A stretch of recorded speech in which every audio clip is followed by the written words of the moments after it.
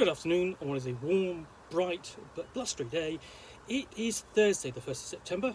I've got a nice hot cup of tea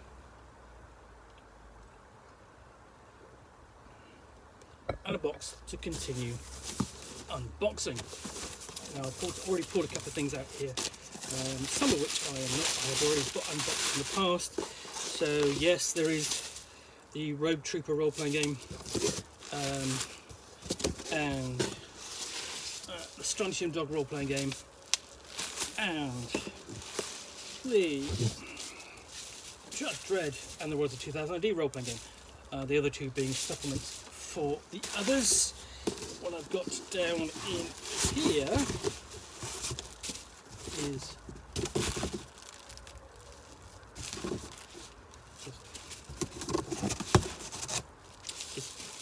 this, which is a pack of scenarios for Space 1889. Now, Space 1889, this is Nocturne in the City of Lights. Now, and which is an adventure for Space 1889, the version published by Clockwork Publishing in 2018. 2018. Okay, so Space 1889 is arguably the first steampunk role-playing game. It was published in 1989 by Game Designers Workshop, designed by Frank Chadwick, and it's set in a future where everything, everything Jules Verne could have written, everything H.G. Wells should have written, everything Arthur Conan Doyle thought of but never published because it was too fantastic. It's a science fiction setting in which Thomas Edison discovers, invents the ether propeller and flies to the moon and back, and then to Mars and back, and then on Mars and Venus and the other inner planets we discover other races than our own. So on Mars you do have Martians of various types and Martian canals between the cities. And Venus is a jungle house occupied by dinosaurs and lizard men. Now, of course, this is set in at the height of the race for Africa, and so you have themes of colonialism and imperialism, and so all of the great powers and some of the lesser ones established colonies on Mars and Venus. Now, in enlightened times, such as now, almost 40 years later, certainly sort of like 35 years later, we looked upon this with a little bit of a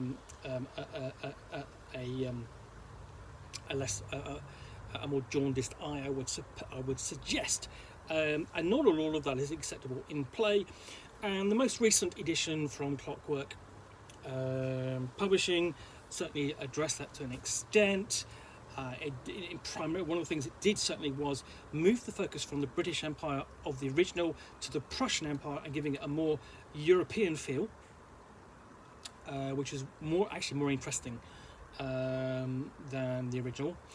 And the new edition will expand upon that to give it more of a world feel, less of the focus on the European powers. But anyway, what we have is Nocturne in the City of Lights, Paris. So, Nocturne in the City of Lights, Paris, the City of Lights, home to artists and art lovers from all over the world and beyond. In this vibrating city, the adventurers make the acquaintance of the exotic and captivating Alia, the lady star at the Paris Opera House and the first Martian opera singer on Earth. But during the premiere of her latest opera, the songbird suddenly vanishes. It is now up to the adventurers to find the great diva and rescue her. Their investigations lead them all throughout Paris, but some things don't just add up, and the clues soon lead to something more than just one suspect. Where is Alia? Who is behind her abduction? And what does it all have to do with the mysterious phantom of the opera? This adventure includes descriptions of the sights and points of interest in Paris, as well as an overview on life and work in the theatre during the period.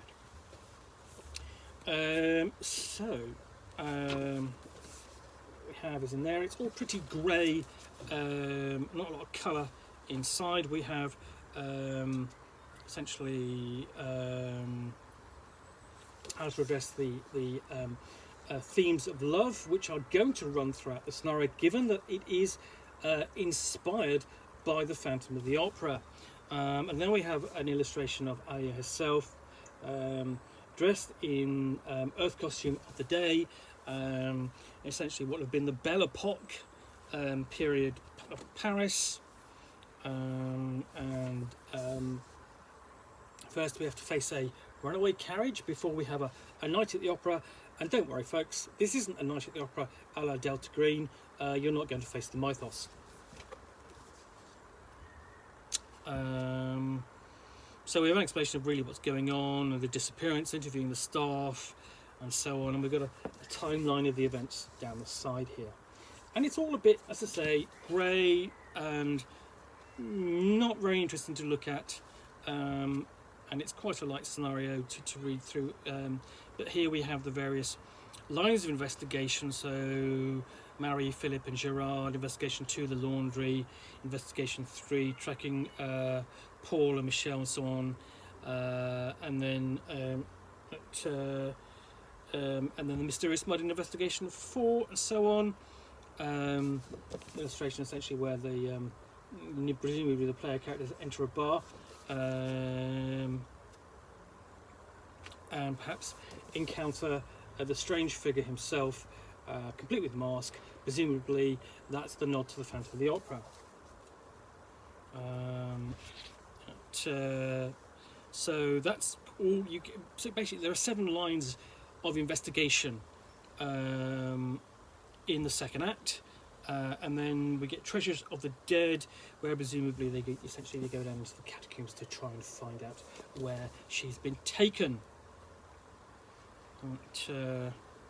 And then Act 4 is saving the songbird, and obviously bringing her back to make her presumably debut performance at the Paris Opera House. And we have plans of a destination. So we've got the default estate and the accompanying mansion. So put that away. And at the end we have an appendix of NPCs. So basically some of them villains, some of them not.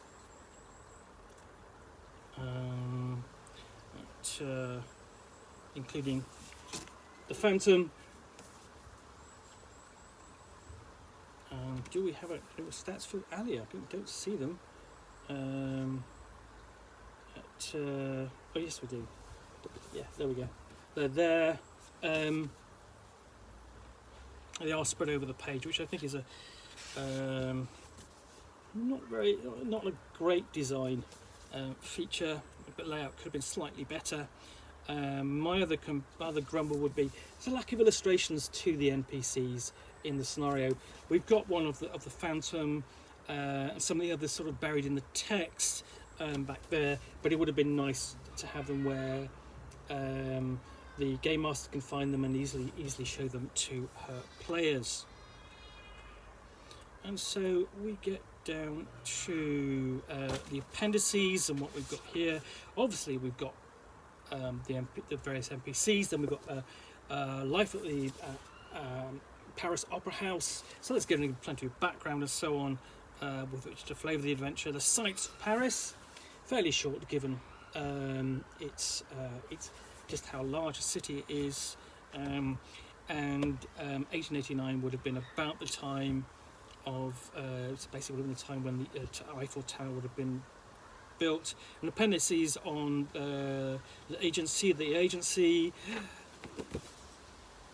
organisation involved in the scenario, and Appendix 5 handouts. The only handout is the floor plans of the Dufort mansion, but only the ground floor.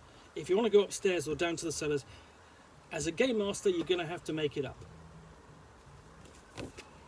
So, yeah, that's Nocturne in the City of Lights, a Paris set adventure for Space in 1889, published by Clockwork Publishing, and then with Medievis Entertainment. I hope you have enjoyed this unboxing in the Nook. If you have, then please do click on the like button down below. And of course, if you've got any comments or feedback, appreciate you taking the time to post those. And lastly, if you want to be alerted to yet more unboxings in the Nook, where you will see me with a box from which I will unbox a game or book and chat about it to the best extent of my knowledge for roughly 10 minutes or so, all of course accompanied by a nice hot cup of tea.